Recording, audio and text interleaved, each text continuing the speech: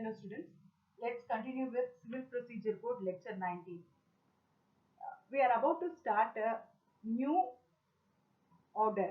In this lecture, we will be dealing with order 1. Order 1 deals with parties to suit.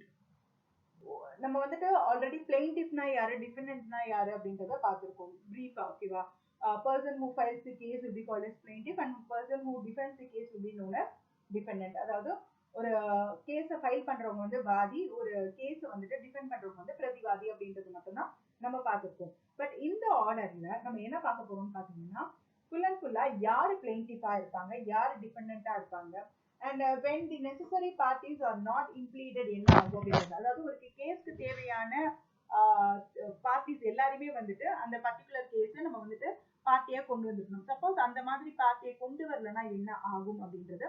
And suppose if we have added any party that need not be added. Okay, suppose ஒரு party அவங்க அந்த கேஸ்ல இருக்க வேண்டிய அவசியமே கிடையாது, அவங்கள add பண்ணிருக்கோம்னா so இந்த மாதிரியான சிச்சுவேஷன்ஸ்ல என்ன மாதிரியான கோர்ஸ் ஆஃப் ஆக்ஷன் இருக்கும் அப்படின்றத பத்தி தான் ஆர்டர் 1ல நம்ம வந்து பார்க்க போறது. Order 1 deals with parties to suits. There are totally 13 rules in this order 1. So let's begin with rule 1. Who may be joined as plaintiffs?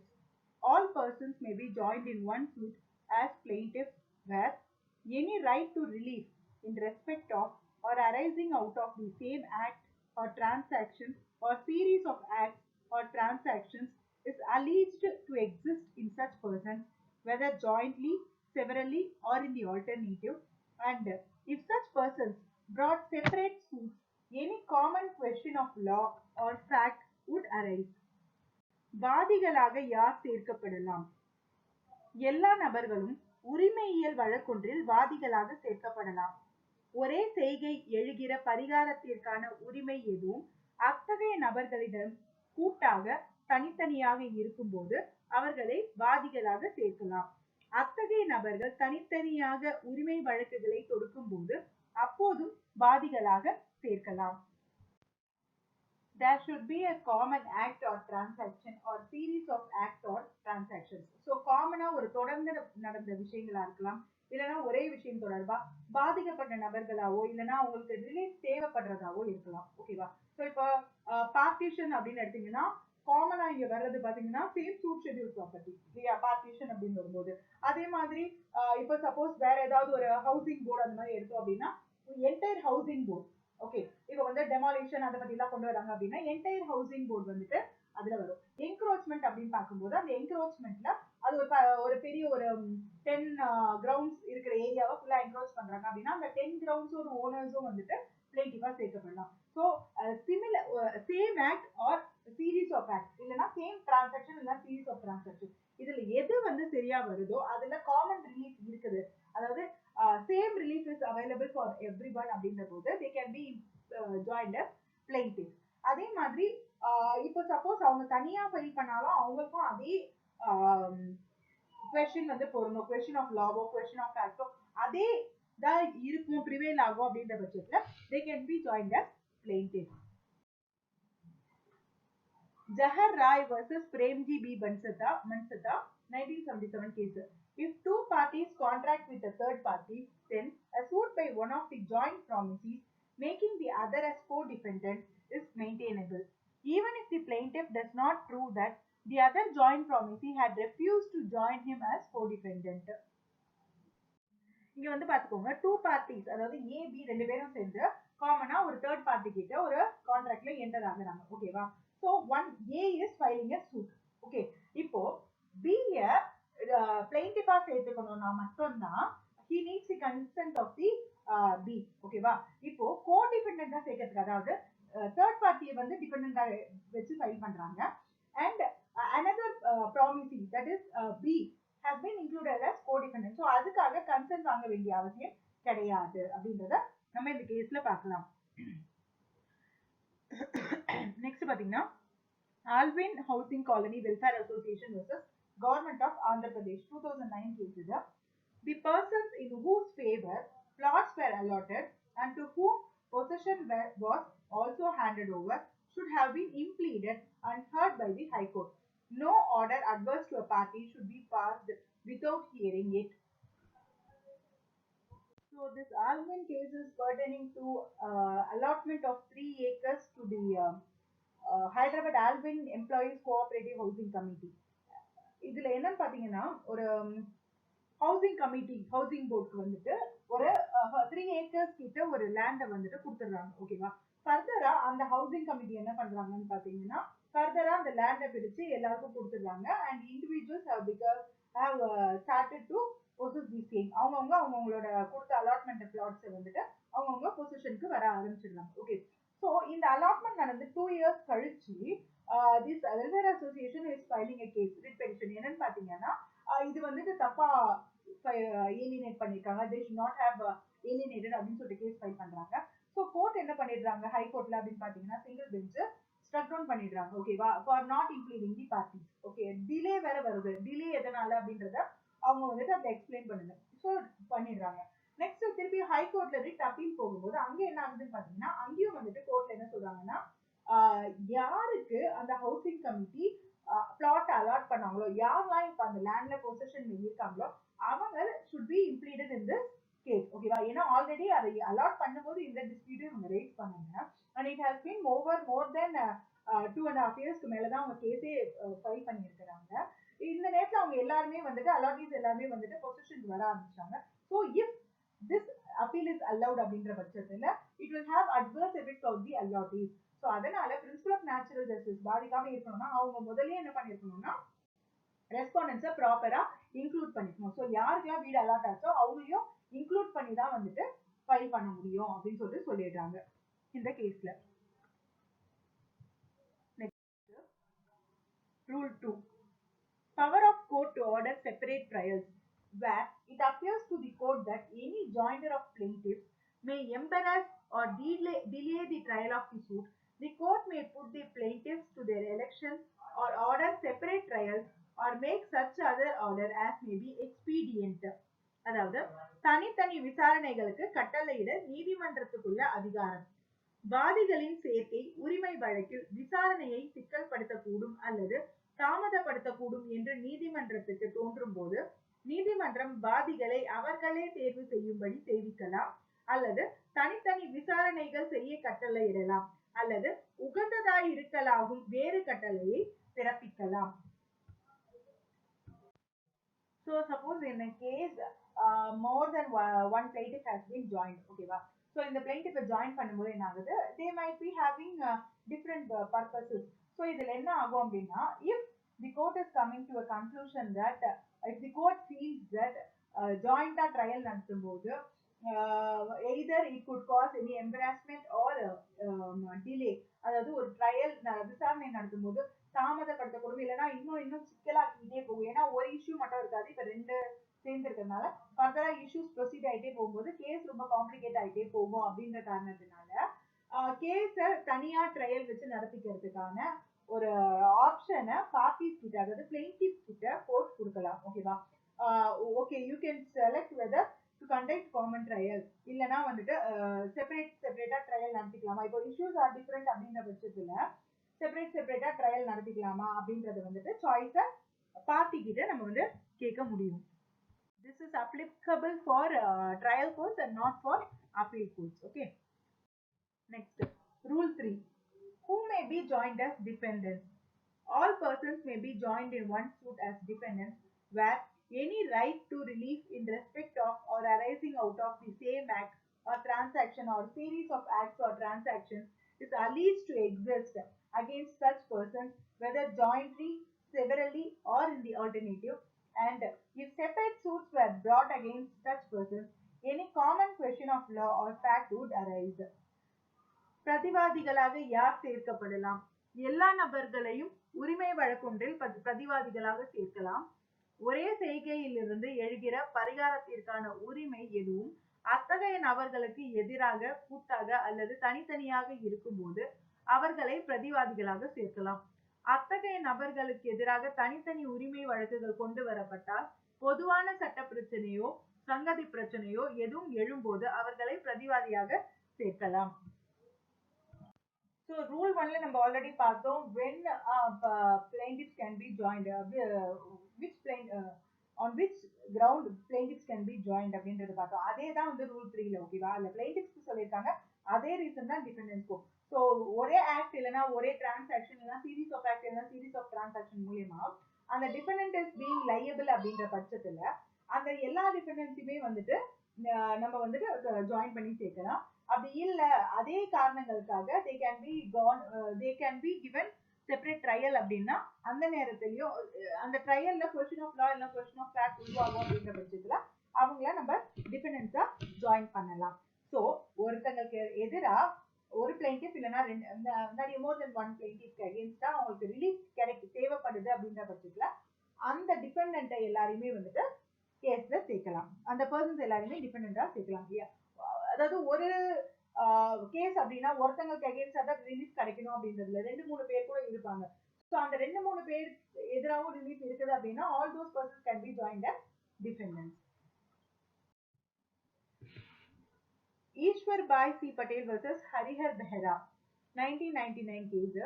This rule, if read with order 2 rule 3, indicates that the question of joinder of parties also involves the joinder of cause of action. In a suit for recovery of amount against two defendants, a prayer was made that decree may be passed against both the defendants so that decretal amount may be realized from either of the defendants. The decree was passed against only one of defendants. It is open to plaintiff to invoke jurisdiction of the appellate court for decreeing suit even against the other defendant. So in the case la pathina this case is pertaining to recovery of money. பணத்தை வந்துட்டு திரும்பி பெறதுக்கான ஒரு வழக்கு இது. அதுல என்ன prayer கேட்டிருக்காங்கன்னு பாத்தீங்கன்னா ரெண்டு டிபெண்டன்ட் இருக்காங்க. ரெண்டு டிபெண்டன்ட்டுக்கும் அகேன்ஸ்டா வந்துட்டு ஆர்டர் பாஸ் பண்ணுங்க. ஸோ தட் ரெண்டு பேர்ல யாரு வேணும்னாலும் எனக்கு அமௌண்ட்டை செட்டில் பண்ணட்டும் அப்படின்னு சொல்லிடுவாங்க. But the court will be pronouncing judgment only against one defendant. ஓகேவா, அவங்களுக்கு மட்டுமே லயபிலிட்டி ஃபிக்ஸ் பண்ணி கொடுத்துருப்பாங்க. ஸோ இங்க பிளைண்டிஃப் தேவைப்பட்டா அப்பீலுக்கு போகலாம். ஓகே, அப்பீலுக்கு எதுக்காக போகலாம் அப்படின்னு பாத்தீங்கன்னா இப்போ வந்து நம்ம என்ன நினைப்போம், அவங்களுக்கு சேர வேண்டிய பணம் அந்த டிபெண்டன்ட் கிட்ட இருந்து வரப்போகுது, then why should they go for appeal அப்படின்னு நினைப்போம் இல்லையா. But here they can opt for appeal. என்னன்னா if they think that from first defendant they won't be getting the money or the liability should be given to second defendant also means they can go for appeal to have the decree against the another defendant also. Okay, so அவங்களையும் வந்துட்டு அந்த டிகிரியில சேர்க்க சொல்லி appeal போகலாம்.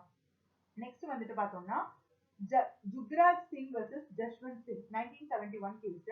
இதுல in a suit for declaration that transferee from mortgage's son is not the owner of suit land, the son though not a necessary party yet he is a proper party, hence the suit only against the transferee was not properly framed. So இந்த கேஸ்ல பாத்தீங்கன்னா ஒரு property இருக்கும், அந்த ப்ராப்பர்ட்டியை வந்துட்டு mortgage பண்ணிருப்பாங்க 1923. ஓகேவா. ஸோ அதுக்கப்புறம் 1963ல என்ன ஆகுதுன்னு பாத்தீங்கன்னா அந்த மார்ட்கேஜரோட சன் வந்துட்டு யூஎஸ்ல இருந்துகிட்டு கலிபோர்னியால இருந்துகிட்டு வேற ஒருத்தங்களுக்கு பவர் கொடுக்குறாரு. ஓகேவா, அந்த லேண்டை வந்துட்டு சேல் டீட் பண்றதுக்கான எக்ஸிக்யூட் பண்றதுக்கான பவர் எல்லாத்தையுமே கொடுக்குறாரு. ஸோ இந்த கேஸ்ல though the son of the mortgager is not considered as a necessary party, அவர் சேர்க்கணும்ன்ற அவசியம் இல்லைனாலும் he is considered as a proper party.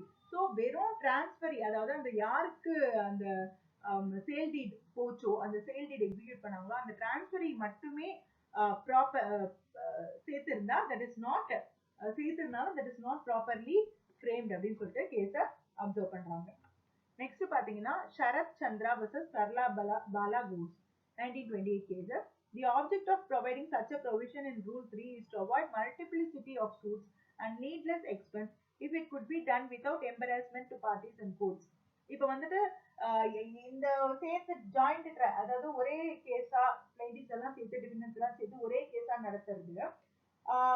இப்போ சப்போஸ் இது எல்லாத்தையுமே தனித்தனி கேஸா நடத்துறாங்க அப்படின்னா மல்டிபிளிசிட்டி ஆஃப் கேசஸ் இருக்கும் on same cause of action அப்படின்றத நம்ம சொல்லலாம். ஓகேவா, அது மட்டும் இல்லாம இப்போ வந்து பிளைண்டிஃப்ஸ்க்கோ இல்லை டிபெண்டன்ஸ்க்கோ எந்த ஒரு பாதிப்பும் இல்லை அப்படின்னா so all those cases can be clubbed and heard together as common plaintiff and common defendants, joint plaintiff and joint defendants. இப்போ பாருங்க பார்ட்டிஷன் சூட் இருக்கு இல்லையா. இப்போ இந்த பார்ட்டிஷன் சூட்ல ஒரு ஃபர்ஸ்ட் சன் வந்துட்டு எல்லா மேலேயும் கேஸ் ஃபைல் பண்றாரு, திருப்பி செகண்ட் சன் போயிட்டு திருப்பி எல்லா மேலேயும் கேஸ் ஃபைல் பண்றாரு. இதே மாதிரி போயிட்டு இருந்தது அப்படின்னா வேஸ்ட் இல்லையா? ஸோ இப்போ எல்லாத்தையும் சேர்த்து ஒரே கேஸா நடத்த முடியும். ஓகே, பார்ட்டிஷன் அப்படின்னா காஸ் ஆஃப் ஆக்ஷன் அஃபெக்ட் ஆகுது. ஓகே, ரெஸ்ஜூடிகேட்டா ரிசப்ஜுடேட் அந்த கான்செப்ட்லாம் வரும். ஃபைன். நம்ம இன்னொரு கான்செப்ட் எடுக்கலாம். ஒரு சூட் வந்துட்டு பர்டனிங் டு பார்ட்டிஷன், ஓகேவா? இன்னொரு சூட் வந்துட்டு dealing with specific performance related to the same property. Suit schedule property, அதாவது பார்ட்டிஷன்ல கேட்ட அதே ப்ராப்பர்ட்டியை ஸ்பெசிபிக் பெர்ஃபார்மன்ஸ் சூட்ல கொண்டு வரும். So when the plaintiff having common action, common course of action, they can be joined together if there is not going to be any embarrassment or complications. அந்த நேரத்துல join பண்ணலாம். Vishnu versus Rajan Textile Mills 1975 case. In a suit for possession, the defendant derived title from auction purchases in liquidation proceedings of the company.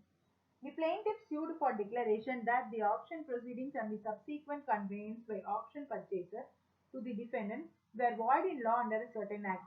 The liquidator is a necessary party and in his absence, the suit for declaration must fail.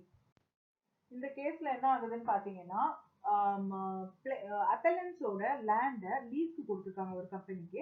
அந்த company wind up பண்ணும்போது அதோட tenancy rights, இந்த lease வாங்கினது எல்லாத்தையுமே வந்துட்டு option பண்ணி option சேல்ல வேற ஒருத்தங்களுக்கு போகுது, ஓகேவா? ஸோ அவங்களுக்கு போகும்போது கன்வெயன்ஸா போகுது, ஓகேவா? ஸோ இது எல்லாத்தையும் கேஸா டிஸ்பியூட் பண்ணும்போது the liquidator was not added in this suit. So லிக்விடேட்டரை கேஸ்ல ஆட் பண்ணாம இருக்கிறது இட்ஸ் அ ஃப்ளா அப்படின்ற மாதிரி இதுல அப்சர்வ் பண்றாங்க.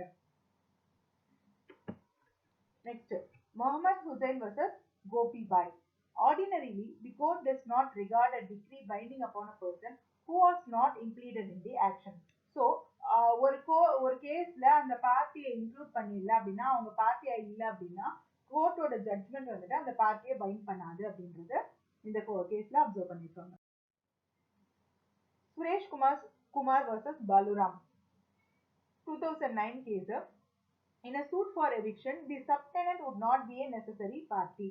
ஒரு எவிக்ஷன் சூட், அதாவது காலி பண்ணுங்க அப்படின்னு சொல்லிட்டு ஃபைல் பண்ற அந்த சூட்ல சப்டெனன்ட் இருக்காங்க இல்லையா, உள் வாடகைதாரர், அவங்க வந்துட்டு நெசசரி பார்ட்டி கிடையாது அப்படின்னு சொல்லிட்டு சொல்றாங்க. The subtenant may be joined as a formal party to the proceedings so that future complications are avoided. அவங்க வந்து ஒரு ஃபார்மல் ப்ரொசீஜரலா ஒரு பார்ட்டியை வேணா ஆட் பண்ணிக்கலாமே தவிர, எதுக்காகனா பின்னாடி வர காம்ப்ளிகேஷன்ஸ் அதை வந்துட்டு ரெஸ்ட்ரிக்ட் பண்றதுக்காகவே தவிர அவங்க வந்துட்டு ஒரு நெசசரி பார்ட்டி கிடையாது.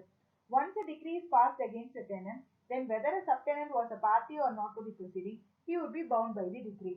ஒரு டிகிரி வந்துட்டு டெனன்ட்க்கு அகேன்ஸ்டா ஒரு ஜட்மெண்ட் பாஸ் பண்ணிட்டாங்க அப்படின்னா, அந்த சப்டெனன்ட் வந்து அந்த கேஸ்க்கு பார்ட்டியா இருந்தாலும் சரி, பார்ட்டியா இல்லாட்டி இருந்தாலும் சரி, that will be binding on them. ஏன் அப்படின்னா அந்த சப்டெனன்ட் வந்துட்டு யாரோட லைபிலிட்டி மூலமா உள்ள வராங்கன்னு பாத்தீங்கன்னா, டெனன்ட்டோட லைபிலிட்டி மூலமா தான் உள்ள வராங்க. அவங்களோட ரெஸ்பான்சிபிலிட்டி தான் to take the subtenant. So the owner and the subtenant that do not have any direct contract. அதனால if any decree is being passed against the tenant அப்படின்னா, that will be binding on the subtenant also. Next, Textile Association India Bombay Unit versus Balmohan Gopal Guru 1990 case.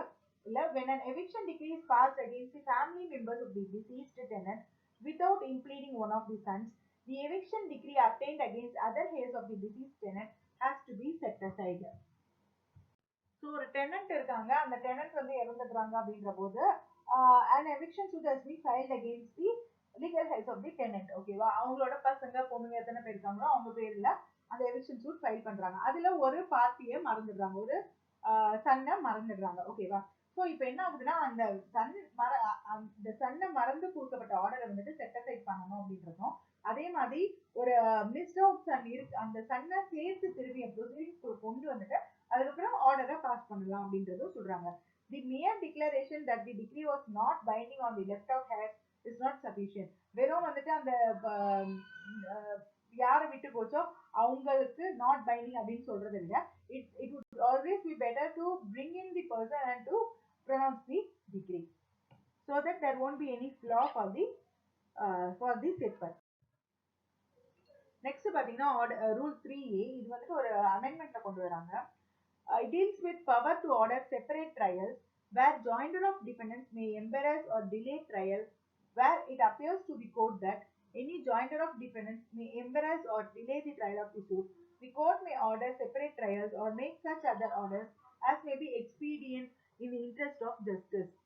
பிரதிவாதிகளின் சேர்க்கை விசாரணையை சிக்கல்படுத்தக்கூடியதாக இருக்கும்போது அல்லது தாமதப்படுத்தக்கூடியதாக இருக்கும்போது தனித்தனி விசாரணைகளுக்கு கட்டளையிட அதிகாரம். அதாவது ரூல் 2 நம்ம பார்த்தோம் இல்லையா, பிளைன்டிஃப்ஸ்னால வந்துட்டு ஏதாவது ஒரு காம்ப்ளிகேஷன்ஸோ இல்லைன்னா வந்துட்டு டிலேவோ இருக்கும் அப்படின்ற பட்சத்துல they can be ordered with separate trials அப்படின்றது.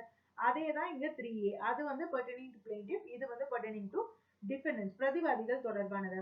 அதாவது ஒரு வழக்கு அந்த டிஃபெண்டன்ஸை ஒன்னா சேர்க்கறது மூலியமா ஏதாவது ஒரு சிக்கல் ஏற்படுத்தக்கூடும் அப்படின்ற பட்சத்துல இல்லைன்னா தாமதமாக்கப்படும் அப்படின்னா அந்த நேரத்துல செப்பரேட்டா ட்ரையல் வச்சுக்கிறத பத்தி கோர்ட் முடிவு பண்ணலாம். Next rule number 4. Court may give judgment for or against one or more of joint parties.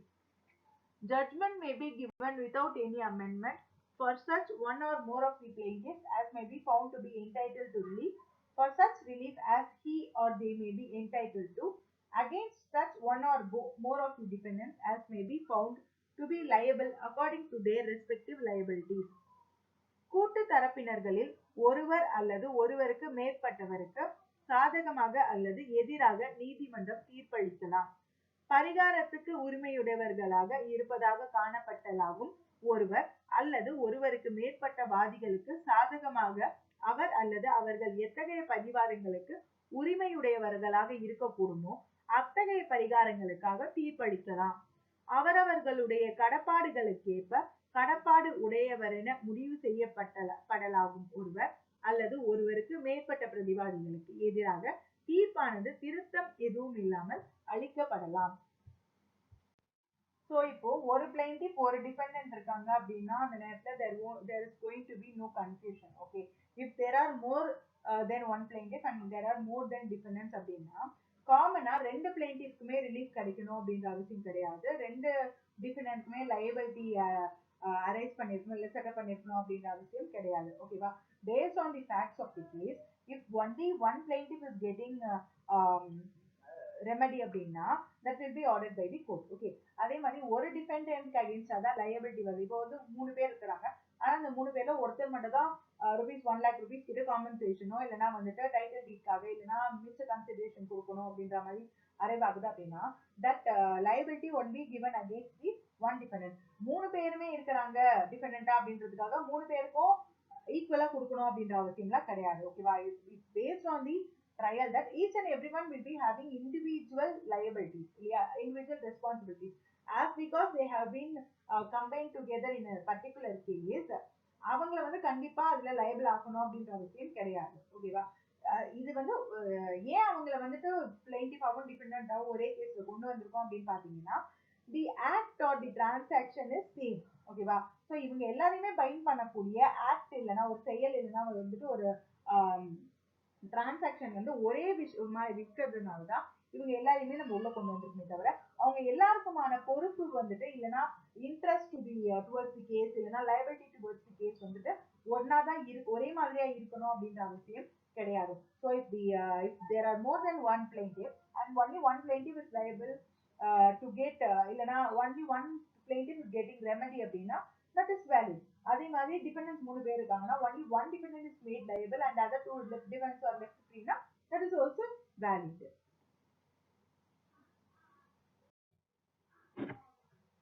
Yes, Amarjit Singh Kalra versus Pramod Gupta 2003 case. The plaintiffs having distinct, separate and independent rights of their own for the purpose of convenience or otherwise joined together in a single litigation to vindicate their rights. The decree passed thereon should be treated as a combination of several decrees in favor of one or the other parties and not as a joint and inseverable decree. The position would be the same if the defendants or respondents having similar rights contesting the claim against them. இப்போ நம்ம முன்னாடி கொடுத்த explanation அதே தான் இந்த ஜட்மெண்ட்லயும் சொல்லியிருக்காங்க. என்னன்னு பாத்தீங்கன்னா அவங்களுக்கு தனித்தனியா செப்பரேட் இண்டிவிஜுவல் ரைட்ஸ் இருக்கும். ஓகேவா? காமன் டிரான்சாக்ஷன் இருக்கு அப்படின்ற ஒரே காரணத்தால காமன் லிட்டிகேஷனுக்குள்ள வராங்க. ஸோ அவங்களுக்கு பாஸ் பண்ணப்படுற டிகிரி என்னன்னா each and every thing should be made out கிளியரா இருக்கணுமே தவிர எல்லாத்தையும் பிரிக்க முடியாத டிகிரியா மொத்தமா டிபெண்டன்ஸ் எல்லாரும் இதை பே பண்ணுங்க, மொத்தமா டிபெண்டன்ஸ் எல்லாரும் இதை எழுதி கொடுங்க அப்படின்ற மாதிரி எல்லாம் இருக்கக்கூடாது. ஓகேவா?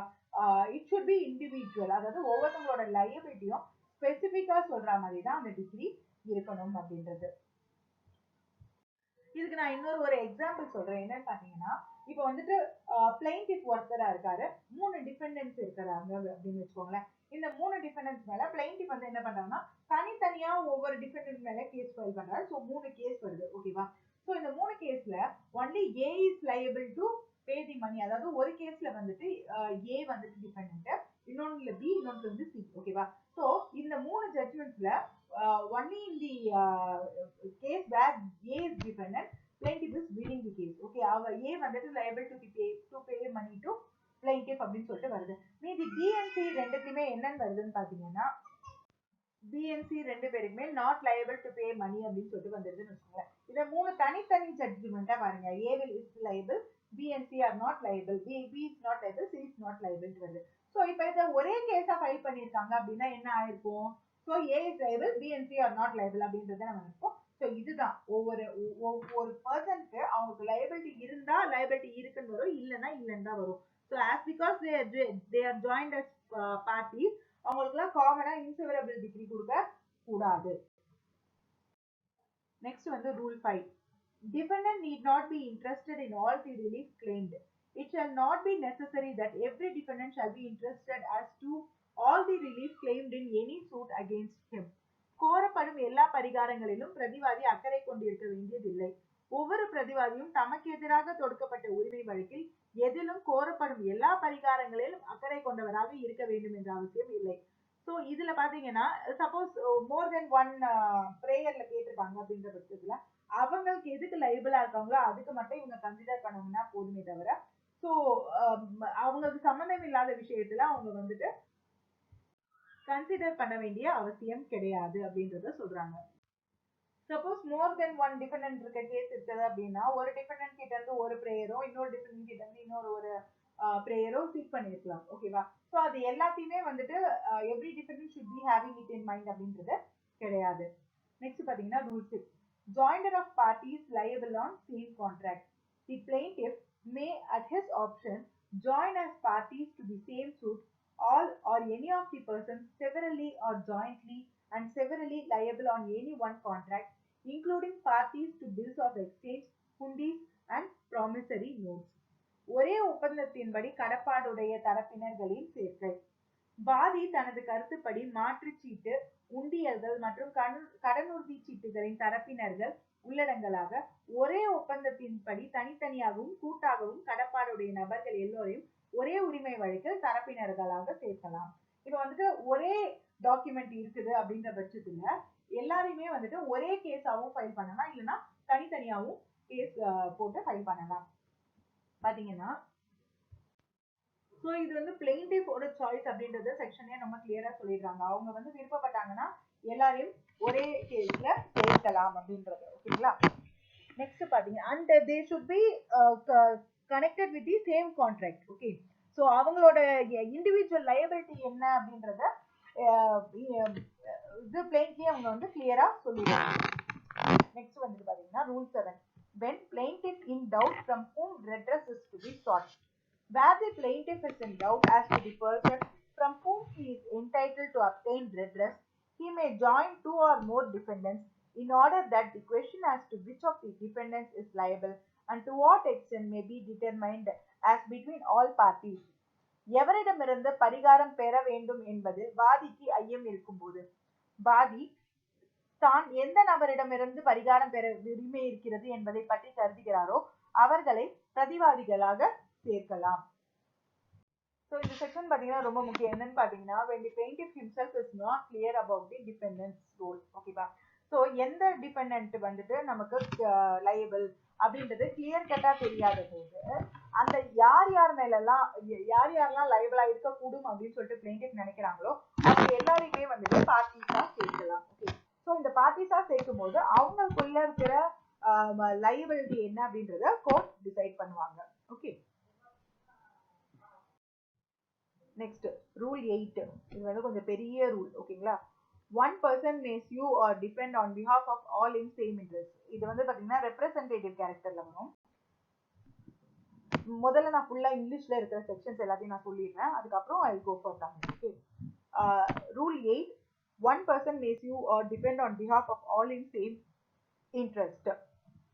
Sub-rule 1, where there are numerous persons having the same interest in one suit, one or more of such persons may, with the permission of the court, sue or be sued or may defend such suit or on behalf of or for the benefit of all persons so interested.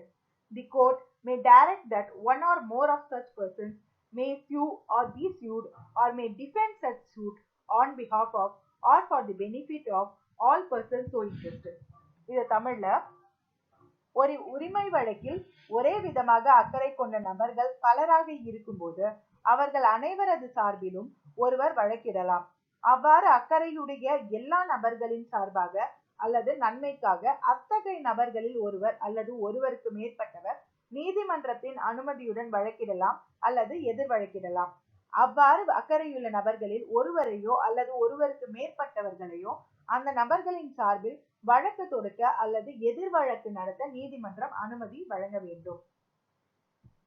ஒரு case தான், ஆனா அந்த ஒரு கேஸ்ல வந்துட்டு நிறைய பேருக்கு interest இருக்கு, பாதிப்படைகிறாங்க, இல்லைன்னா அவங்க வந்து கண்டெஸ்ட் பண்ணணும் அப்படின்ற பட்சத்துல ஸோ அவங்க எல்லாருமே வந்துட்டு அதுல பார்ட்டியா சேருவாங்க இல்லையா. ஸோ ரெப்ரசன்டேட்டிவ் கேரக்டர்ல ஒருத்தர் வந்து மற்றவங்களுக்கான ரிலீஃபையும் சேர்த்து அவங்க ஃபைல் பண்ணலாம், இல்லைன்னா அவங்க ரெப்ரசன்ட் பண்ணலாம். இது வந்து பிளெயின்டிவ் சைட்லயும் சரி டிஃபெண்டன்ட் சைட்லயும் சரி ரெண்டு சைட்லயுமே நம்ம வந்து எடுத்துக்கலாம். இப்போ வந்து பாத்தீங்கன்னா ஒரு என்க்ரோச்மெண்ட் இருக்கு, அந்த என்க்ரோச்மெண்ட்டை வந்துட்டு காலி பண்ண சொல்றாங்க அப்படின்னா ஒரே வழக்கு தான், ஓகேவா. அந்த என்க்ரோச்மெண்ட்ல மொத்தம் 10 பேர் இருக்கிறாங்க அப்படின்னா 10 பேருக்கும் சேர்த்து ரெப்ரசன்டேட்டிவ் கேரக்டர்ல ஃபைல் பண்ணலாம். ஓகே. ஸோ அந்த மாதிரி ஏதாவது ஃபைல் பண்றாங்க அப்படின்ற பட்சத்துல court has to allow them if it is proper. Okay. Sub rule 2, rule number 8, sub rule 2.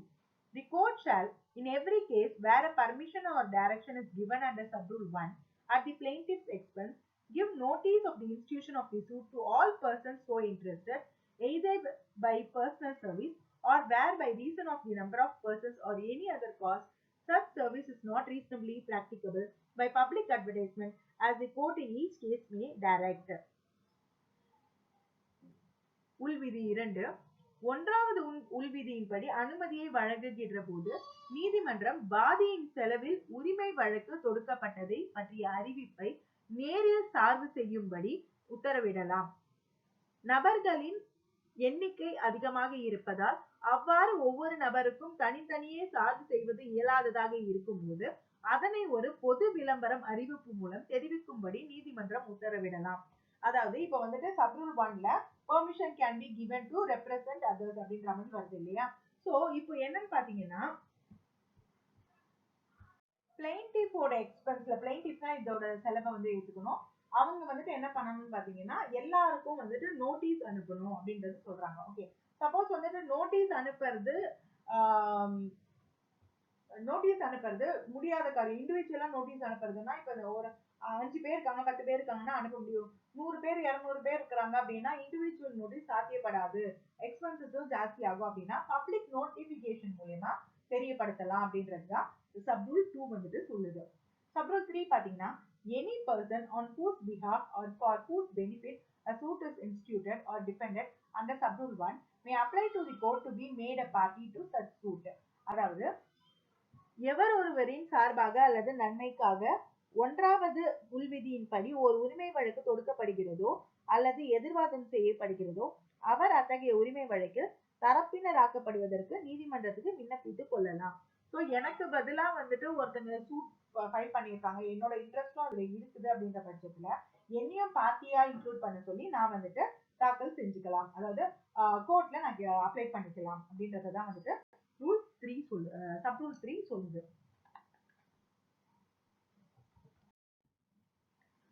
Sub-rule 4. No part of the claim in any such suit shall be abandoned under sub-rule 1 and no such suit shall be withdrawn under sub-rule 3 of rule 1 of order 23 and no agreement, compromise or satisfaction shall be recorded in any such suit under rule 3 of that order unless the court has given at the plaintiff's expense notice to all persons so interested in the manner specified in sub-rule 2. அதாவது இரண்டாவது உள்விதியில் குறித்துரைக்கப்பட்டிருக்கிற முறையில் அல்லது அக்கறையுடைய எல்லா நபர்களுக்கும் நீதிமன்றம் வாதியின் செலவில் அறிவிப்பு கொடுத்திருந்தாலன்றி ஒன்றாவது உள்விதியின்படி அத்தகைய உரிமை வழக்கெதிலும் கோரிக்கையின் பகுதி எதுவும் கைவிடப்படுதலும் 23வது கட்டளையின் 1வது விதியின் 3வது உள்விதியின்படி அத்தகைய உரிமை வழக்கு எதுவும் திரும்ப பெற்றுக் கொள்ளப்படுதலும் அந்த கட்டளையின் 3வது விதியின்படி அத்தகைய உரிமை வழக்கெதிலும் உடன்பாடு சமரசம் அல்லது தீர்த்தல் எதுவும் பதிவு செய்யப்படுதலும் கூடாது. சோ இப்ப வந்துட்டு ஒரு கேஸ் மத்தவங்களுக்காகவும் சேர்த்து ஃபைல் பண்ணினதுக்கு அப்புறமும் மத்தவங்களுக்கு எல்லாம் நோட்டீஸ் கொடுக்காம அந்த கேஸ்ல காம்ப்ரமைஸோ இல்லைன்னா வந்துட்டு கேஸை வித்ட்ரா பண்றதோ இல்லைன்னா வந்துட்டு காம்ப்ரமைஸ் பண்ணிக்கிறதோ கூடாது. ஃபார் எக்ஸாம்பிள் இப்ப பாத்துக்கோங்க, இப்ப நான் வந்துட்டு அந்த ஏரியால இருக்கிறேன், இது வந்துட்டு this is something related to public interest. ஓகேவா, நிறைய பேரை வந்துட்டு அதுல இன்வால்வ் ஆயிருக்கு, நிறைய பேருக்கும் சேர்த்து நானே கேஸ் ஃபைல் பண்ணிருக்கேன் அப்படின்ற போது இப்போ மத்தவங்களுக்கு எதுவும் நோட்டீஸ் கொடுக்காம நானே கேஸ் ஆப்போனன்ட் பார்ட்டி கிட்ட பேசி ஐ எம் கெட்டிங் பிரைப் இல்லைன்னா கரப்ஷன் ஏதோ ஒரு இன்டியூஸ்மெண்ட் மூலியமா நான் வந்துட்டு கேஸ் செட்டில் பண்ணிக்கிறேன் அப்படின்னா என்ன ஆகும்? Other parties will be affected இல்லையா? So without giving notice to other parties அவங்களெல்லாம் வந்துட்டு கேஸ் இந்த மாதிரி ஒரு கேஸ் நடக்குது அப்படின்றத பத்தி இன்ஃபர்மேஷன் எதுவும் கொடுக்காம அவங்களோட தரப்பை வந்து அவங்க சொல்லாம கேஸ் வந்துட்டு காம்ப்ரமைஸ் பண்ணக்கூடாது. இல்லைன்னா வந்துட்டு கேஸ் அப்படியே விட்டுடுறதோ இல்லைன்னா வந்துட்டு வித்ட்ரா பண்ணிக்கிறதோ எதுவுமே வந்துட்டு கூடாது. நெக்ஸ்ட் வந்துட்டு rule 5 sub rule 5 where any person suing or defending in any such suit does not proceed with due diligence in the suit or defense, the court may substitute in his place any other person having the same interest in the suit. அதாவது அத்தகைய உரிமை வழக்கில் வழக்கிட்டு கொண்டிருக்கிற அல்லது எதிர்வாதம் செய்து கொண்டிருக்கிற நபர் அந்த உரிமை வழக்கை அல்லது எதிர்வாதத்தை உரிய சிரத்தையுடன் மேல் நடத்தாத போது நீதிமன்றம் அந்த உரிமை வழக்கில் அதே அக்கறையுடன் வேறு நபர் எவரையும் அவருடைய இடத்தில் பதிலாக சேர்க்கலாம். சப்போஸ் நல்லா பாத்துக்கோங்க, இந்த விஷயத்துல எல்லாத்துமே கோர்ட் ரொம்ப அலர்ட்டா இருக்கணும். என்னன்னா இப்ப suppose the person who has filed the case இல்லனா who is defending the case representing others மத்தவங்க எல்லாருக்கும் சேர்த்து அவங்களே ஃபைல் பண்ணிருக்காங்க இல்லைன்னா அவங்களே டிஃபெண்ட் பண்றாங்க அப்படின்னா சப்போஸ் அவங்க ரொம்ப கேஷுவலா எடுத்துக்கிட்டு ரொம்ப காஷியஸா இல்லாம ஸ்ட்ரிக்டா இல்லாம கேஸ்க்கு தேவையானது ப்ராப்பரா செய்யாம டியூட்டிஃபுல்லா இல்லாம விட்டுட்டாங்க அப்படின்னா கோர்ட் மே சப்ஸ்டியூட். அந்த இடத்துல கோர்ட் அவங்கள மாதிரி இன்ட்ரெஸ்ட் இருக்கிற அந்த கேஸ்ல இன்ட்ரெஸ்ட் இருக்கிற பர்சனை அவங்க இடத்துல சப்ஸ்டியூட் பண்ணலாம், அதாவது அந்த ரெப்ரசன்டேட்டிவா அவங்கள மாத்தலாம் அப்படின்றது இந்த சப் ரூல்ல சொல்றாங்க. Sub rule 6 a decree passed in a suit under this rule shall be binding on all persons on whose behalf or for whose benefit the suit is instituted or defendant as the case may be.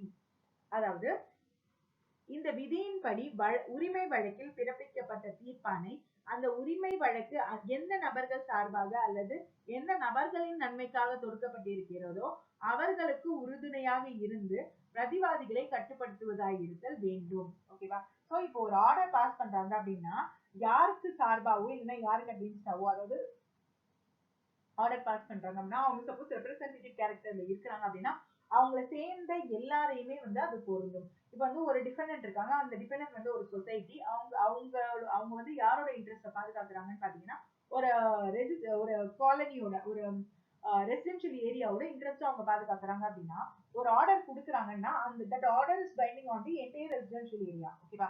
அதே மாதிரி ஒரு plaintiff இருக்காங்கன்னா அவங்களுக்கு சாதாரண ஒரு order கொடுக்குறாங்கன்னா அந்த order அவங்க யாரெல்லாம் ரெப்ரசென்ட் பண்ணாங்களோ அவங்களுக்குமே வந்துட்டு அந்த ஆர்டர் பைண்டிங் தான். ஓகேவா? சோ இந்த ரூல் சப் ரூல் 6 இருக்கிறதுனாலதான் சப் ரூல் 4க்கும் 5க்கும் நம்ம வந்துட்டு அவ்வளவு இம்பார்ட்டன்ஸ் கொடுக்கணும். நம்ம சப் ரூல் 4ல என்ன பார்த்தோம்? So without giving notice to the other parties having same interest, கோர்ட்ல இருந்து கேஸ் நம்ம வித்ட்ரா பண்ண முடியாது, இல்லைன்னா வந்துட்டு அபேட் பண்ண முடியாது, இல்லைன்னா வந்துட்டு காம்ப்ரமைஸோ எதுவுமே பண்ண முடியாது அப்படின்றத பார்த்தோம். அதே மாதிரி அபேண்டன் பண்ண முடியாது, அப்படி விட்டுட முடியாது அப்படின்றது எல்லாத்தையுமே நம்ம வந்து பார்த்தோம். அதே மாதிரி ரூல் 5ல சப் ரூல் 5ல நம்ம என்ன பார்த்தோம் அப்படின்னு பாத்தீங்கன்னா ப்ராப்பரா இல்ல அப்படின்ற பட்சத்துல கேஸ வந்துட்டு அந்த ரெப்ரசன்டேட்டிவ் பதிலா ரெப்ரசென்ட் பண்ற ஒருத்தருக்கு பதிலா அதே ஈக்குவல் இம்பார்ட்டன்ஸ் இருக்கக்கூடிய இன்னொருத்தரை சேர்க்கலாம் அப்படின்றது பார்த்தோம். இது ரெண்டுமே எதுக்காகன்னு பாத்தீங்கன்னா because the court is concerned about the issue.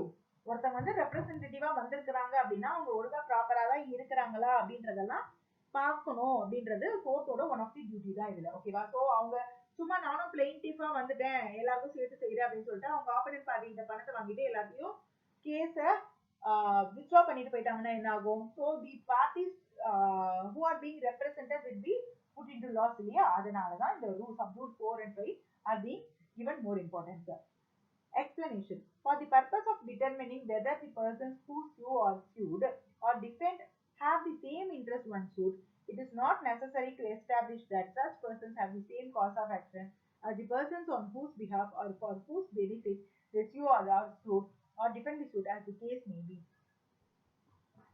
வழக்கிடுகிற அல்லது எதிர்வாதம் செய்கிற நபர்கள் ஒரு உரிமை வழக்கில் ஒரேவித அக்கறையுடையவர்களாய் இருக்கிறார்களா என்பதை நிர்ணயம் செய்யும் பொருட்டு அத்தகைய நபர்களும் அவர்கள் எந்த நபர்கள் சார்பாக அல்லது நன்மைக்காக வழக்கிடுகிறார்களோ அல்லது எதிர்வாதம் செய்கிறார்களோ அந்த நபர்களும் கொண்டிருக்கும் அதே வழக்கு மூலத்தை கொண்டிருப்பதாக நிலைநாட்ட வேண்டிய அவசியம் இல்லை.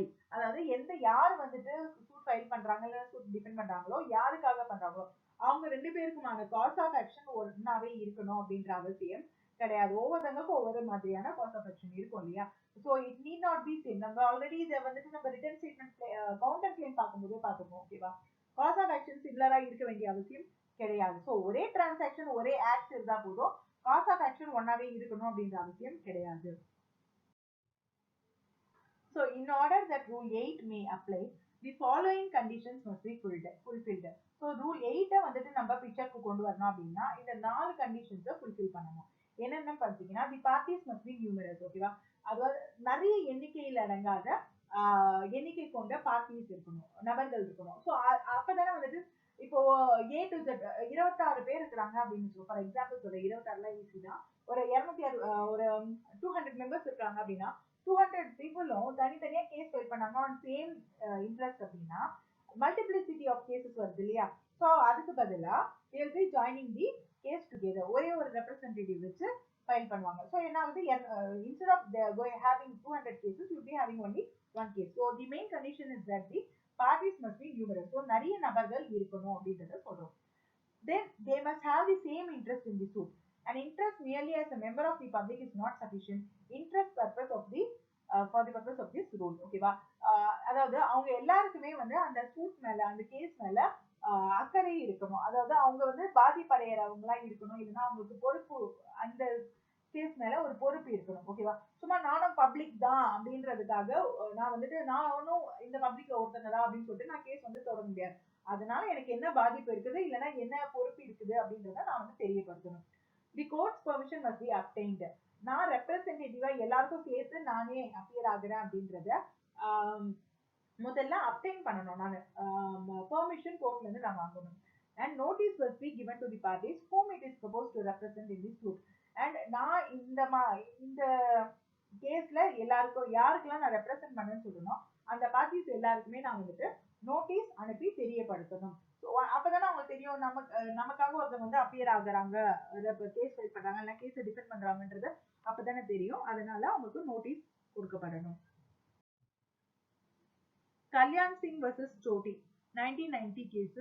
For filing a representative suit, the permission of court under Order 1 Rule 8 is mandatory. In the absence of necessary material, the conclusion one way or the other as to the nature of the suit will not be justified. So ஒரு representative suit file பண்றோம் அப்படின்னா கோர்ட்டோட permission வாங்கிட்டு தான் file பண்ண முடியும். Suppose permission வாங்கல அப்படின்னா அது வந்து ப்ராப்பரா ஜஸ்டிஃபை பண்ண முடியாது அப்படின்னு சொல்லிட்டு சொல்றாங்க. When the basis of the impugned demand by the housing board is applicable to all the allottees and the plea of the plaintiff is available to all of them, the plaintiff can be permitted to proceed under Order 1 Rule 8. இது வந்து chairman Tamil Nadu housing board Madras versus TN Ganapathi 1990 கேஸ்ல வருது. So இங்க housing board அப்படின்ற ஒரு topic வருது. இந்த housing போர்ட்ல அவங்க இன்ட்ரெஸ்ட் வந்துட்டு எல்லாருக்கும் சார்ந்ததா இருக்குது அப்படின்ற போது, எல்லாருக்கும் சிமிலர் இன்ட்ரெஸ்ட் இருக்குது அப்படின்ற போது, அண்ட் பிளெயின்டிஃப் வந்துட்டு எல்லாரோட சிமிலர் இன்ட்ரெஸ்டையும் ரெப்ரசென்ட் பண்றாங்க அப்படின்ற போது ஆர்டர் 1 ரூல் 8 படி அவங்க they can proceed with அப்படின்றது வருது. The existing rule 8 had created a doubt as to whether the party representing others should have the same cause of action as the persons represented by him. By the Amending Act of 1976, this rule had been substituted by a new rule, and the explanation also had been added to clarify that such persons need not have the same cause of action. So 1976ல இதை வந்து ஃபர்தராகவே ரொம்ப கிளாரிஃபிகேஷனோட கொடுத்துருக்காங்க. என்னன்னு பார்த்தீங்கன்னா அந்த persons எல்லாருக்குமே வந்துட்டு சேம் காஸ் ஆஃப் ஆக்ஷன் இருக்கணும் அப்படின்ற அவசியம் கிடையாது. டிஃப்ரெண்ட் காஸ் ஆஃப் ஆக்ஷன் இருந்தா கூட when they are having interest towards the same case same suit அப்படின்னா they can go with representative character. State of Andhra Pradesh versus G. Suryanarayana 1965 case. It has been held by the Supreme Court of India that where a person seeks to institute a suit in a representative capacity, there is nothing in Order 1, Rule 8, which requires him that he must establish that he obtained sanction of the person interested on whose behalf the suit is proposed to be instituted. So Supreme கோர்ட்டோட டெசிஷன்ல என்ன சொல்றாங்கன்னு பார்த்தீங்கன்னா order 1 rule 8ல எங்கேயுமே சொல்லியிருந்த அவங்க அந்த plaintiff வந்து கேஸ் ஃபைல் பண்றாங்க ரெப்ரசன்டேட்டிவ் கேரக்டர்லன்னா மற்ற யார் எல்லாம் அவர் ரெப்ரசென்ட் பண்றாரோ அவங்க கிட்ட எல்லாத்தையுமே வந்துட்டு பெர்மிஷன் வாங்கியாச்சு அப்ரூவல் வாங்கியாச்சு அப்படின்றத எஸ்டாப்ளிஷ் பண்ணணும் அப்படின்னு சொல்லிட்டு எந்த ஒரு ப்ரொவிஷன்லையும் சொல்லல ஆர்டர் 1 ரூல் 8ல அப்படின்னு சொல்லி இந்த கேஸை சொல்றாங்க. நெக்ஸ்ட் பாத்தீங்கன்னா MMB Catholics versus D Paulo Avira 1959 கேஸ். It has been held by the Supreme Court of India that a decision in a case where public right is involved is binding on all persons interested in that right for purposes of Section 11 of the Code dealing with principle of res judicata. They will be deemed to claim under the persons who litigated in earlier suit in respect of that public right. அதாவது இப்போ வந்துட்டு ஒரு public right சம்பந்தப்பட்ட ஒரு case இருக்குது அப்படின்னு வச்சுக்கோங்க. இப்போ நம்ம ஹவுசிங் கோட் பாக்குறது, அப்புறம் ஸ்லம் கிளியரன்ஸ் பத்தின வர கேசஸ், என்க்ரோச்மெண்ட் வர கேசஸ், இது எல்லாமே பப்ளிக் ரைட் கேசஸ்லாம் நம்ம எக்ஸாம்பிள்ஸா எடுத்துக்கலாம். ஓகேவா? நாய்ஸ் பொல்யூஷன் அந்த மாதிரி இருக்கிறது எல்லாமே பப்ளிக் ரைட் கேசஸ். ஸோ இந்த பப்ளிக் ரைட் கேசஸ் என்னன்னு பாத்தீங்கன்னா if an order is passed that order is binding on all the parties having same interest. ஓகேவா? ஸோ இது ரெப்ரசன்டேட்டிவ் கேரக்டர்ல ஃபைல் பண்றாங்க. ஸோ யார் யாரெல்லாம் அவங்க ரெப்ரசென்ட் பண்ணாங்களோ எல்லாருமே இது வந்துட்டு பொருந்தும் அந்த இதுக்கு. என்னன்னு பாத்தீங்கன்னா இது எதுக்காகன்னு பாத்தீங்கன்னா this will attract section 11 of CPC which deals with res judicata. So once an order has been passed அப்படின்னா again for the same cause of action fresh suit cannot be initiated. Okay, so இப்ப திருப்பியும் அவங்க அதை கன்ட்ரெஸ்ட் பண்ண ஏதாவது பண்ணணும் அப்படின்னா எந்த பர்சன் வந்துட்டு அந்த கேஸை ஃபைல் பண்ணாங்களோ முன்னாடி அவங்க மூலியமா தான் ஃபைல் பண்ண முடியும். ஓகேவா? அதான் இந்த கேஸை சொல்லியிருப்பாங்க. இது வந்து ரொம்ப பெரிய கேஸ். என்னன்னு பாத்தீங்கன்னா Travancore Cochin Literary Scientific and Sahayogam versus Kerala Atma Vidya சங்கம் 2017 கேஸ். ரீசெண்ட் தான் இந்த கேஸ்ல பாத்தீங்கன்னா ஒரு ரெஜிஸ்டர்ட் சொசைட்டி இருக்காங்க. அவங்க என்னன்னு கேஸ் ஃபைல் பண்றாங்கன்னு பாத்தீங்கன்னா ஒரு சேல் டீடை கேன்சல் பண்ண சொல்லி, அதாவது ஒரு ப்ராப்பர்ட்டி இருக்கு, அந்த ப்ராப்பர்ட்டி தொடர்பான ஒரு சேல் டீடை கேன்சல் பண்ண சொல்லி ரெப்ரசன்டேட்டிவ் கேரக்டர்ல ரெஜிஸ்டர்ட் சொசைட்டி கேஸ் ஃபைல் பண்றாங்க. ஓகேவா? ஸோ ட்ரையல் கோர்ட்டும் என்ன பண்றாங்கன்னு பாத்தீங்கன்னா permission is being granted for them to proceed with the case. So இதுல வந்துட்டு ஹையர் கோர்ட் என்ன சொல்றாங்க அப்படின்னா இதுல வந்துட்டு ஆப்போனன்ட் பார்ட்டி அதாவது டிஃபெண்டன்ட் சைட்ல இருந்து எந்த ஒரு கன்டென்ஷனும் இல்லை இந்த கேஸை பொறுத்து. அதனால the court permitted the plaintiff to proceed further with the case. So இங்க கோர்ட் என்ன ஹையர் கோர்ட் என்ன சொல்றாங்கன்னு பாத்தீங்கன்னா இந்த மாதிரி ஏதாவது ஒரு ரெப்ரசன்டேட்டிவ் கேரக்டர்ல வருது அப்படின்னா ஸோ சில கொஸ்டின்ஸை வந்து டிசைட் பண்ண என்ன மாதிரியான கொஸ்டின்ஸ் பாத்தீங்கன்னா whether the plaintiff a juristic person, that is a society, was entitled to invoke the provision under order rule 1 rule 8 of the court for filing a suit in a representative capacity, that is whether the expression person, அதாவது அவங்க வந்துட்டு ஒரு registered society அவங்க வந்து case file பண்ண முடியுமா அப்படின்றத பார்க்கணும். Next whether the facts pleaded and the relief claimed in the claim could be said to be in the nature of representative character. அதாவது அவங்க சொல்லியிருக்க அந்த ஃபேக்ட்ஸ் இருக்கு இல்லையா அந்த பிரிண்ட்ல அதுல வந்துட்டு அவங்க சொல்லியிருக்க விஷயம்லாம் வந்துட்டு அவங்களுக்கு மற்றவங்களுக்கும் சேர்த்து அவங்க ரெப்ரசன்டேட்டிவா சொல்றாங்களா அப்படின்றத ஸ்க்ரூட்டனைஸ் பண்ணி பார்க்கணும். If the facts pleaded and the relief claimed in the claim did not satisfy the requirement of order 1 rule 8, then whether such suit was capable of being tried as a regular suit. அதே மாதிரி இப்போ வந்துட்டு ஒரு அவங்க சொல்லியிருக்க facts எதுவுமே வந்துட்டு order 1 rule 8ஓட கன்சிஸ்டண்டா இல்ல பாத்தீங்க. ஆர்டர் 1 ரூல் 8 அப்படின்றது என்ன, சேம் காஸ் ஆஃப் ஆக்ஷன் இருக்கணும்ன்ற அவசியம் கிடையாது. பட் ரெப்ரசன்டேட்டிவ் கேரக்டர், அதாவது they must have interest towards the suit. அப்படி இருந்தா எல்லாரையும் சேர்த்து அவங்க வந்துட்டு நிறைய நியூமரஸ் பர்சன் இருக்காங்க, எல்லாருக்காகவும் ரெப்ரசன்டேட்டிவா வந்து அவங்க வந்து கேஸ் ஃபைல் பண்ண முடியும். ஓகேவா? பட் இப்ப சப்போஸ் அவங்க வந்து அவங்களோட ரெப்ரசன்டேட்டிவ் நேச்சர்ல பண்ணாம ரெப்ரசன்டேட்டிவ் நேச்சர் அப்படின்னு சொல்லிட்டு வேற அவங்களோட செல்ஃப் இன்ட்ரெஸ்ட்காக ஏதாவது பண்றாங்க அப்படின்னா then it will not be consistent, it will be considered inconsistent to order 1 and rule 8. ஓகேவா? ஸோ அந்த மாதிரி நேரத்துல விஷயங்களை வந்துட்டு ஆர்டர் 1 ரூல் 8 அந்த கேஸ் படி பார்க்காம நார்மல் சூட்டா நடத்தணும் அப்படின்னு சொல்லிட்டு அப்சர்வ் பண்றாங்க.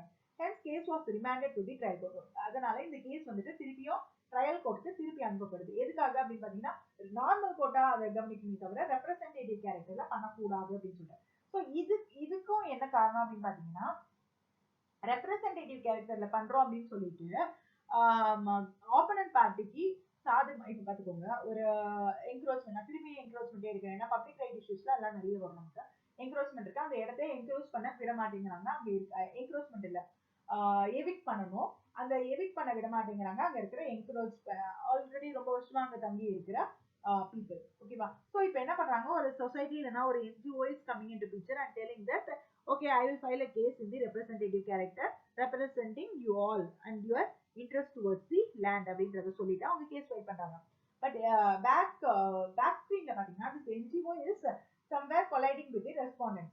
ஓகே, ஸோ அப்ப பாருங்க, அப்ப அந்த இப்போ வெளியில பார்த்தா என்ன ஆகுது, தட் NGO இல்லைன்னா சொசைட்டி வந்துட்டு ரெப்ரசன்டேட்டிவ் கேரக்டர்ல பண்ற மாதிரி தெரியும். பட் பாத்தீங்கன்னா என்ன அவங்க ஒரிஜினலா பண்ணணுமோ அதை அவங்க அங்க பண்ண மாட்டாங்க. ஓகேவா? So again the interest of the persons who are being represented will get into chaos. அதனால என்ன பண்ணணும்னா கோர்ட் அந்த மாதிரி இல்லைன்னா வேற ஒரு பார்ட்டியா ரெப்ரசன்ட் பண்ணணும்ன்றது சப்ஸ்டிட் பண்ணணும். இன்னொன்னு வந்துட்டு suppose if the person who is representing அவங்க வந்து ப்ராப்பரா இல்ல செல்ஃப் இன்ட்ரெஸ்டாக பண்றாங்க அப்படின்னா அப்ப ரெப்ரசன்டேட்டிவ் கேரக்டர் அப்படின்றத எடுத்துட்டு ஒரு நார்மல் சூட் எப்படி ட்ரை பண்ணுவாங்க அந்த மாதிரி தான் அவங்க ட்ரை பண்ணி தவிர ஆர்டர் 1 ரூல் 8 வந்துட்டு கொண்டு வர முடியாது அப்படின்னு சொல்லிட்டு சொல்றாங்க. நெக்ஸ்ட் பாத்தீங்கன்னா state of Andhra Pradesh versus G Surya Narayanan. This rule provides that permission of the court is an essential condition in order to bind the persons other than those who are actually parties to the suit. If no permission is taken, the suit will not be a representative one. So ஒரு permission வாங்கினா மட்டும்தான், இது வந்து நம்ம sub rule 1A பார்த்துட்டோம். So permission வாங்கினா மட்டும்தான் அவங்க வந்துட்டு ரெப்ரசன்டேட்டிவ் நேச்சர்ல இருக்கும் அந்த சூட்டை. அப்படி இல்லைன்னா நார்மல் நேச்சர்ல தான் கொண்டு போய் ஆகணும். ஆர்டர் 1 ரூல் 8 பைண்ட் ஆகாது. அதே மாதிரி இந்த ரூலை பொறுத்த வரைக்கும் அந்த ஆர்டர் வந்துட்டு யாரெல்லாம் பொருந்தும் அப்படின்னு பாத்தீங்கன்னா யாரெல்லாம் உண்மையே ஆக்சுவல் பார்ட்டிஸ் டு தி சூட்டா அவங்களுக்கு பொருந்தும். அதை வந்துட்டு இதுல சொல்லியிருக்காங்க. கோர்ட்டோட பெர்மிஷன் வாங்காம ஆர்டர் 8 ரூல் 1 நடத்த முடியாது. இன்னொன்னு சாரி ஆர்டர் 1 ரூல் 8 நடத்த முடியாது. இன்னொன்னு அப்படி நடத்திட்டாங்க இல்லைன்னா ஏதாவது ஒரு டிஸ்கிரிபன்சி இருக்குது அப்படின்ற பட்சத்துல that rule will not be, the order will not be binding upon the persons who are not parties. Okay, next who are parties. அவங்க பார்ட்டியாவே இருந்தாலும் அவங்களோட இப்போ இன்ட்ரெஸ்டட் பர்சன் இருப்பாங்க, அவங்க அந்த பார்ட்டியா இருப்பாங்க. ஓகேவா? ஆனா அவங்கள வந்துட்டு அந்த ரூல் பைண்ட் பண்ணாது. என்னன்னு பாத்தீங்கன்னா the permission was not sought out by through order 1 rule 8.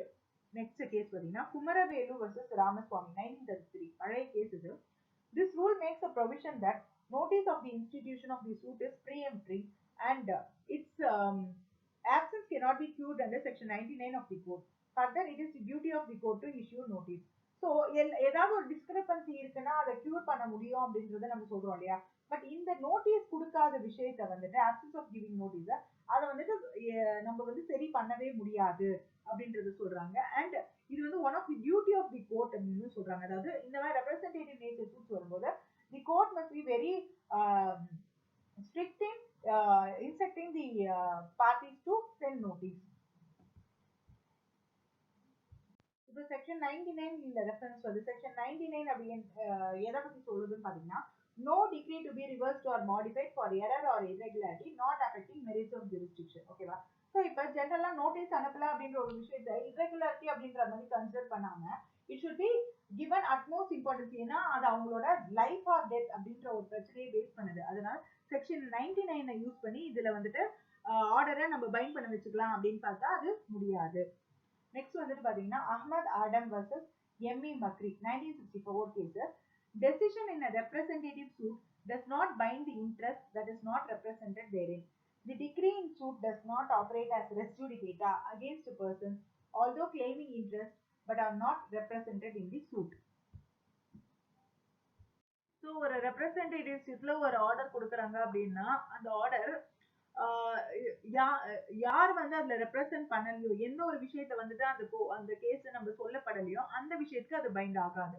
அதே மாதிரி the decree in suit does not operate as res judicata against persons although claiming interest but not represented in the suit. So ஒரே மாதிரி interest இருக்கலாம், but அவங்கள வந்துட்டு அந்த கேஸ்ல represent பண்ணல அப்படின்னா அந்த அந்த நபர்களை அந்த ஆர்டர் வந்துட்டு பைண்ட் பண்ணாது அப்படின்றத சொல்றாங்க.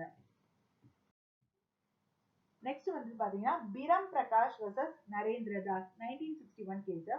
Once a permission under Order 1 Rule 8 is given to a representative for litigation on behalf of the public, then that right should carry with it the right to compromise. So இப்போ public எல்லாம் சேர்ந்து ஒருத்தவங்க கிட்ட ஒரு right கொடுக்குறாங்க, நீங்க represent பண்ணி கேஸ்க்காக அப்படின்னா, ஸோ அந்த நேரத்துல it also carries right to compromise. Represent பண்றதுனா என்ன, எங்களுக்காக வாதாடுங்க, எங்களுக்காக நீங்க வந்துட்டு டாக்குமெண்ட் ஃபைல் பண்ணுங்க, எங்களுக்காக ஃபீஸ் கொடுங்க, எல்லாத்தையும் சொல்லிட்டு காம்ப்ரமைஸ் பண்ணிக்கிற ரைட்டை மட்டும் நம்ம எடுத்து வச்சுக்க முடியாது. ஓகேவா? Because that person who is representing the entire people should be alert. அவங்க வந்து ப்ராப்பரா இருக்கணும், should be proper, should be sincere towards the case. அததான் அவங்க எக்ஸ்பெக்ட் பண்ணலாமே தவிர அவங்க காம்ப்ரமைஸ் பண்ணிக்க முடியாது. காம்ப்ரமைஸ் பண்றது மட்டும் எங்க கிட்ட கொடுத்துருங்க அப்படின்னு சொல்லிட்டு அவங்க கேட்க முடியாது. பட் இதையே தான் நம்ம வந்துட்டு அங்க சப் ரூல் 4ல பார்த்தோம். என்னன்னா சப்போஸ் வித்ட்ரா பண்றது எல்லாத்தையுமே everything has to be inform to them அப்படின்ற சொல்லியாச்சு. அதாவது அவங்களுக்கு நோட்டீஸ் கொடுத்து அவங்கள பார்ட்டியா சேர்க்காம வித்ட்ரா பண்றதோ இல்லைன்னா அபேண்டன் பண்றதோ எதுவுமே கூடாது அப்படின்றதுக்கும். பட் இங்க பாத்தீங்கன்னா இது எல்லாமே நோட்டீஸ் கொடுத்துட்டதுக்கு அப்புறம் அவங்க ப்ராப்பரா ரெப்ரசென்ட் பண்ணிட்டு இருக்கும்போது ஈவன் இஃப் தே விஷ் ப்ராப்பரான ஒரு டீல் இருக்குது அப்படின்றது they can go for compromise. It includes right to represent, also includes right to compromise. Next வந்து பாத்தீங்கன்னா Anandrao vs Ramdas Daturam. With regard to abatement of such a representative suit, it does not abate on the death of the person who sues or is sued in a representative capacity. So ஒரு case முடிவடையுது அப்படின்னா அது தானா முடிவடைஞ்சிடாது. இப்போ வந்துட்டு ஒரு கேஸ ஒரு representative வந்து file பண்றாங்க ரெப்ரசன்டேட்டிவ் நேச்சர்ல அப்படின்னா, சப்போஸ் அவங்க இறந்துட்டாங்கன்னா அந்த கேஸ் வந்துட்டு முடிவடைஞ்சிடாது. ஓகேவா? ஸோ அதனால ஒண்ணு இன்னொரு ஒரு பர்சனா அவங்க அவங்களே சப்ஸ்டியூட் பண்ணுவாங்க. அப்படி இல்லைன்னா ஆர்டர் படி அவங்களே கோர்ட்டே சப்ஸ்டியூட் பண்ணலாம். அப்படி இல்லைன்னா அந்த யாரெல்லாம் சேர்ந்து அந்த ரெப்ரசன்டேட்டிவ் நேச்சர்ல கேஸ் நடத்துறாங்களோ ஸோ அந்த சிமிலர் அந்த பர்சன் இறக்குறாங்க இல்லையா, அவங்களோட சிமிலர் இன்ட்ரெஸ்ட் சிமிலர் கேப்பபிலிட்டி இருக்கிறவங்க வந்துட்டு அதை அப்படி நடத்தலாமே தவிர அந்த சூட் வந்து எண்டுக்கு வரும் அப்படின்ற அவசியம் கிடையாது.